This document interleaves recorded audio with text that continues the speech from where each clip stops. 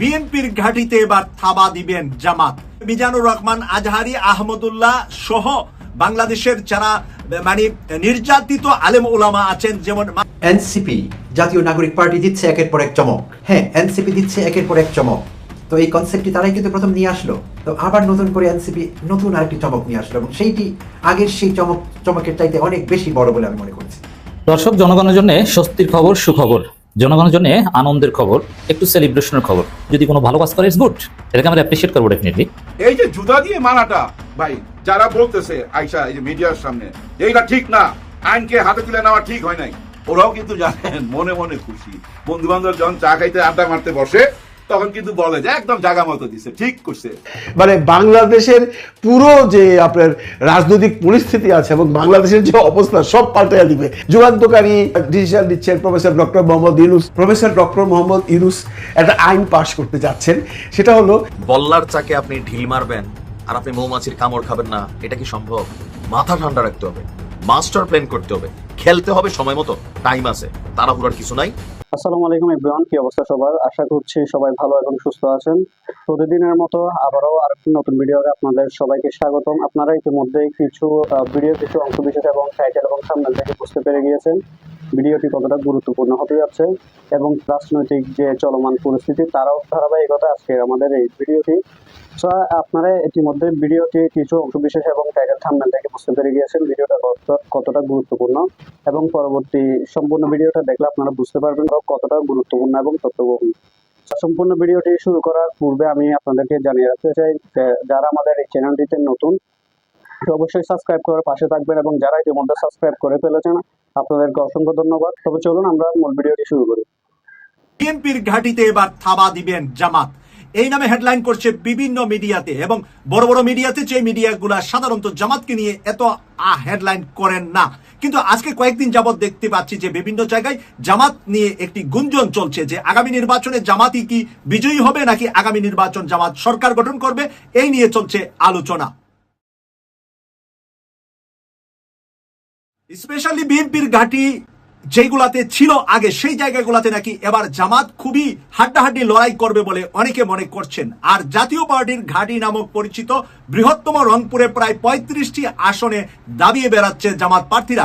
সেখানে জাতীয় পার্টির ওই জায়গাগুলা দখলে নেওয়ার জন্য জামাত নাকি সর্বোচ্চ চেষ্টা করে যাচ্ছেন। এখানে জামাতের আমির ডাক্তার শফিকুর রহমান যাবেন আগামী 4 জুলাই, সেখানে একটি বৃহত্তম মহাসমাবেশ হবে রংপুরে। আর সেই রংপুরে প্রার্থী হতে যাচ্ছে 14 বছর যিনি কারাগারে ছিলেন জামাতের কেন্দ্রীয় নেতা এটিএম আজহারুল ইসলাম, উনাকে রংপুর থেকে প্রার্থী দেওয়া হয়েছে। তাই রংপুরে বিভিন্ন জায়গা থেকে শোনা যাচ্ছে যে রংপুরের মাঝে জাতীয় পার্টির অস্তিত্ব যেহেতু বিলীন, এখন সেখানে বিএনপির তেমন কোনো প্রভাব বা তেমন কোনো সিট আগেও ছিল না, সেই কারণে জামাতই আশা করছে মেজরিটি আসন রংপুর বিভাগ থেকে পাবে। প্রিয় দর্শক, বরিশালের দিকে আমরা যতটুকু জানি বিএনপি শক্তিশালী অবস্থায় আছে।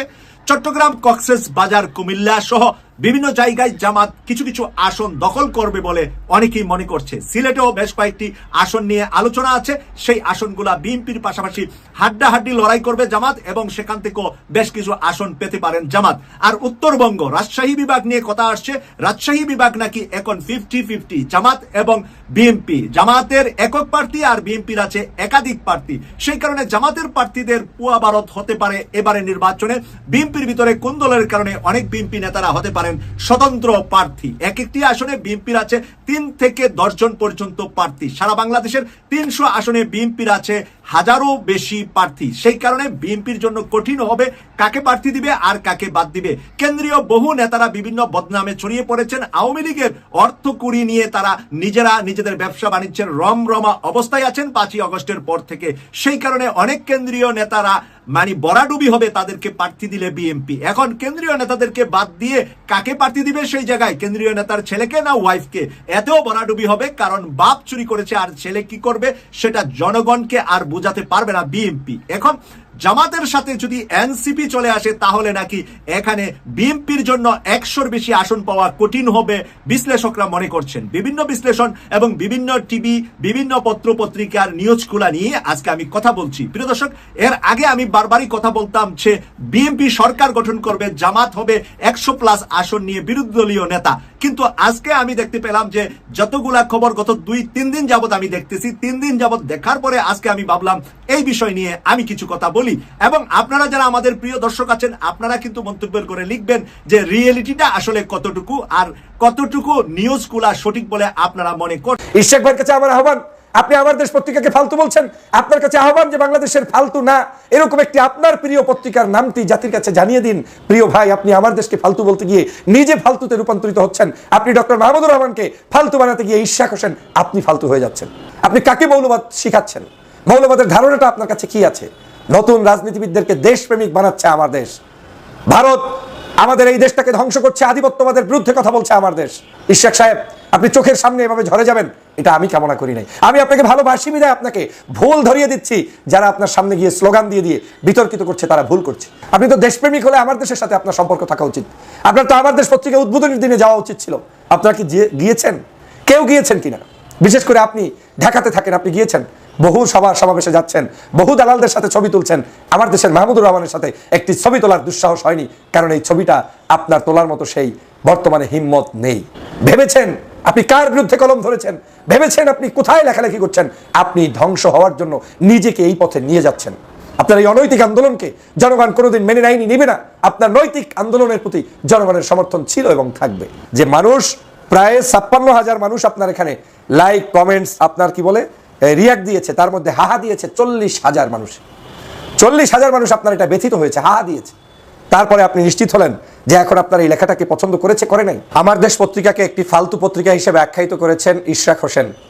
জনগণের এখন প্রশ্ন, ইশরাক হোসেন ফালতু না আমার দেশ পত্রিকা ফালতু? আজকের এই ইশরাক হোসেন তখনই বক্তব্য দিচ্ছেন যখন এই আমার দেশ পত্রিকাটি দীর্ঘ 16 বছর পর্যন্ত জুলুম অত্যাচারের মধ্যে থাকার পরে নতুন করে আবার বাংলাদেশে এই দ্বিতীয় যে বিপ্লব হয়েছে, জুলাই বিপ্লবের পরে প্রতিষ্ঠিত হয়েছে এবং জনগণ অন্তত একটি স্বাধীন পত্রিকা তাদের সামনে দেখতে পেয়েছে। সেই সময় আমার দেশ পত্রিকাটি হয়ে গিয়েছে ইশরাক হোসেনের কাছে অত্যন্ত ফালতু একটি পত্রিকা, আর অন্য সকল বিতর্কিত পত্রপত্রিকা হয়ে গিয়েছে ইশরাক হোসেনের কাছে খুব পছন্দের পত্রিকা।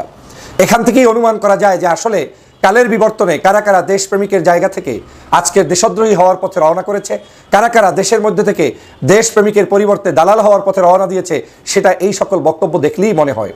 আপনারা নিশ্চয়ই জানেন বাংলাদেশের এই সময়ে সবচেয়ে জনপ্রিয় ব্যক্তি এবং জনপ্রিয় পত্রিকা, যারা সংবাদ জগতের জন্য সবচেয়ে ভালো নিউজ কভার করছেন, সেটা হচ্ছে ডক্টর মাহমুদুর রহমানের নেতৃত্বে আমার দেশ পত্রিকা।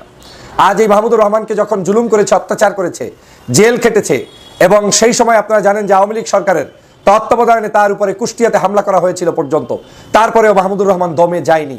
যখন শেখ হাসিনার আশেপাশে সব সংবাদপত্রের জগতের লোকগুলো এসে ঘুরঘুর করতো, তখন মাহমুদুর রহমান এককভাবে শেখ হাসিনার বিরুদ্ধে কলম ধরেছেন, লিখেছেন, লড়াই করেছেন এবং জীবনের শেষ প্রান্তে এসেও সেই কাজটি করেছেন। 5ই আগস্টের পরে মাহমুদুর রহমান বাংলাদেশে এসে তিনি প্রথমেই বলেছেন যে তিনি কোনো ক্ষমতা, তিনি কোনো নির্বাচন, তিনি আগামীতে কোনো স্বপ্ন, এগুলো নিয়ে আগাচ্ছেন না। একটাই স্বপ্ন, আমার দেশ পত্রিকাটাই হচ্ছে তার জীবনের শেষ ইনিংস। তাহলে তার স্বার্থটা কোথায়? তিনি তো কাউকে উত্থান কিংবা পতনের জন্য কাজ করছেন না, বরং মাতৃভূমি রক্ষার জন্য তার আন্দোলন। সেই মাহমুদুর রহমানের পত্রিকা আমার দেশ পত্রিকাকে ইশরাক হোসেন আপনি একজন বর্তমান প্রজন্মের নেতা হয়ে ফালতু আখ্যায়িত করে আবার ফেসবুকে পোস্ট করবেন, এটা চরমভাবে বাংলাদেশের জনগণকে ব্যথিত যেমন করেছে, আপনার রাজনৈতিক অঙ্গনেও দেউলিয়া শুরু করে দিয়েছে। আপনি যে পোস্টের মাধ্যমে কতগুলো প্রশ্ন তুলেছেন, এখানে এমনভাবে আপনি লিখেছেন মনে হয় যেন আমার দেশ পত্রিকাটি আপনাকে শেষ করে ফেলেছে। আপনি ভুল করলে আপনাকে স্মরণ করিয়ে দিবে পত্রপত্রিকা, আমি ভুল করলে আমার বিরুদ্ধে রিপোর্ট করবে পত্রপত্রিকা। কিচ্ছু যায় আসে না, পত্রিকার কাজ পত্রিকা করবে, আপনার কাজ আপনি করবেন। কিন্তু আপনি এটাকে এভাবে থ্রেট দিয়ে দমিয়ে রাখতে পারেন না। তার মানে প্রমাণ হয় আজ যদি এই অবস্থা হয়, তাহলে আগামীকাল আপনার দৌরাত্ম্য যত বাড়বে তত এই পত্রিকার উপরে কতটা হিংসুটে হবেন সেটা আপনি প্রকাশ করে গিয়েলেন। দর্শক, জনগণের জন্য স্বস্তির খবর, সুখবর, জনগণের জন্য আনন্দের খবর, একটু সেলিব্রেশনের খবর। যে আপনারা জানেন যে সাবেক সিইসি নুরুল হুদাকে জনগণ উত্তম মাধ্যম দিয়ে পুলিশে দিয়েছে। তো পুলিশ কিন্তু গ্রেপ্তার করেছে, যদিও স্বরাষ্ট্র উপদেষ্টা বলেছেন যে এই মব কাম্য নয়, আইন নিজের হাতে তুলে নেবেন না, কিন্তু জনগণ পুলিশের হাতে তুলে নিয়েছে। এখন পুলিশ 10 দিনের রিমান্ডে নিতে চায়। এর মধ্যে খবর বেরিয়েছিল যে আরেক সাবেক সিইসি হাবিবুল আউয়াল, তিনিও নাকি গ্রেপ্তার হয়েছেন, যদি স্বরাষ্ট্র উপদেষ্টা বলছেন যে না, এই খবর ঠিক নয়। যদিও সহজেই অনুমেয় যে জনরোষের শিকার হয়েছে। দেখেন এই কথাটা একটু ক্লারিফাই করে নিই। নুরুল হুদার ক্ষেত্রে যেটা ঘটেছে এটাকে কেউ মব বলবেন না, আর মব বললে ওই মবকে আমরা গ্লোরিফাই করবো। এটা বিপ্লব, এটা বিপ্লবের পার্ট। এভাবে হাসিনা পতন হয়েছিল, ফেসিবাদের পতন হয়েছিল। এটাকে বলা যায় জনরোষ। মব এবং জনরোষ এক নয়। এই দুষ্কৃতিকারীদের এভাবে জনগণ ধরবে, জুতার মালা পরাবে, ডিম মারবে, এটা জনরোষ। তা জনরোষকে কারা মব বলে এদেরকে কিন্তু আমরা চিনে রাখছি, এদেরকে চিহ্নিত করছি। এরা সফট আওয়ামী লীগের, এদের মধ্যে আওয়ামী প্রেম রয়েছে। অতএব জনরোষ এবং মব এক নয়। নুরুল হুদার ক্ষেত্রে যেটা ঘটেছে সেটা জনরোষ, মব নয়। আর মব বললে ওটা বিপ্লবের পার্ট। ওই মব আমরা হাসিনার বিরুদ্ধে ঘটিয়েছি, ওই মব আমরা হাসিনার মন্ত্রীদের বিরুদ্ধে ঘটিয়েছি, পুলিশের বিরুদ্ধে ঘটিয়েছি জুলাই আগস্টে। তো এইসব ফাজলামি কথা জনগণকে শিখাবেন না। এবং সরকারও এইসব শব্দ প্রয়োগের ক্ষেত্রে সরকারের দায়িত্বশীল ব্যক্তিদেরও সচেতন হওয়া উচিত। মব এই শব্দটাই এখানে প্রাসঙ্গিক নয়। সরকার বলবেন যে জনরোষে পড়েছে, যদিও এই জনরোষ থেকে কোনো অপরাধীকে বাঁচানো এটাও সরকারের দায়িত্ব। সরকারের কাজ হচ্ছে আইনের শাসন নিশ্চিত করা। কিন্তু জনরোষের কোনো অপরাধীর ক্ষেত্রে জনরোষ হোক এটাও সরকার হতে দিবে না, রাইট? কিন্তু মব বলেন কেন? আপনি বলেন জনরোষ, যে জনরোষ আমরা হতে দিবেন না, ওই জনরোষ ভাই আপনারা কইরেন না, আমাদেরকে খবর দিন, এটা বলেন। কিন্তু আপনি মব বলছেন কেন? এই মব শব্দটা কার আবিষ্কার? এটা আওয়ামী আবিষ্কার, এটা ওয়াকারের আবিষ্কার। দর্শক, এখন কাজী হাবিবুল আউয়াল গ্রেপ্তার না হলে গ্রেপ্তার হবেন, এটা আমরা বুঝি। আর হাবিবুল আউয়াল অন্যান্য যারা আছে প্রায় সিইসি সহ সাবেক প্রায় কমপক্ষে 12 জন, কয়েকজন মারা গেছেন এবং দেশ ছেড়েছেন, তা বাদে এদেরকে জনগণ খুঁজছে।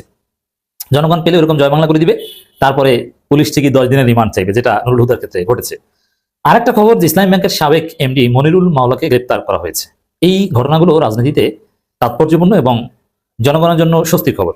মনিরুল মাওলা ভয়ঙ্কর অপরাধী। এই মনিরুল মাওলা এমডি থাকা অবস্থায় শত শত কোটি টাকা, হাজার কোটি টাকা ইসলামী ব্যাংক থেকে তসরুপ হয়েছে। ইসলামী ব্যাংকটাকে ধ্বংস করে দিয়েছেন। এখন অনেকে বলবেন যে এই মনিরুল মাওলা কে, একটু দেখেন কি সুন্দর চেহারা, পিওর জামাতি চেহারা। এবং মনিরুল মাওলা কথায় কথায় কোরআন হাদিসের উদ্ধৃতি দিয়ে কথা বলতেন। এবং একটা সময় পর্যন্ত জামাতের আলেম ওলামারাও দেখেছি মনিরুল মাওলার দাওয়াতে যেতেন। এবং তিনি এক সময় জামাতের লোক ছিলেন। এই মনিরুল মাওলা জামাত পরেই তিনি কোরআন হাদিস শিখেছেন, জামাত ইসলামী করে। সেই মনিরুল মাওলাকে সিস্টেমে সরকার বা তৎকালীন আওয়ামী লীগ, সালম, নাবিল গ্রুপেরা ম্যানেজ করে তার মাধ্যমে কোটি কোটি টাকা, হাজার কোটি টাকা, শত কোটি টাকা হাতিয়ে নিয়েছে। মনিরুল মাওলা দেখেন, অনেকে যারা চাকরি করতো just senior officer, professional officer কিংবা অফিসার ক্যাশ বা নানান পদে, প্রিন্সিপাল অফিসার, ম্যানেজার, এরা হয়তোবা বাধ্য হয়ে চাকরি করেছে বলা যায়। কিন্তু এমডি তার উচিত ছিল চাকরি ছেড়ে চলে যাওয়া, অথবা ভিতরে থেকে যতটুকু প্রতিবাদ করা যায়